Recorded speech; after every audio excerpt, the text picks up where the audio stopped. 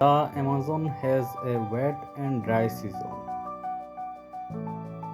The wet season, December to May, means higher water levels for river exploration, while the dry season, June to November, is better for trekking.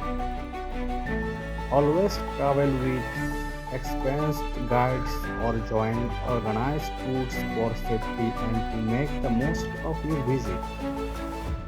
Wear lightweight with dry clothes and long sleeves pants to protect against insects. A lightweight raincoat or poncho is essential.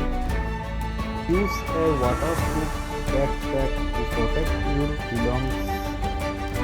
Check for recommended definitions such as yellow fever and epidemics. Malaria prevention. Consult a doctor for malaria and use insect repellent with that. Drink bottled or purified water.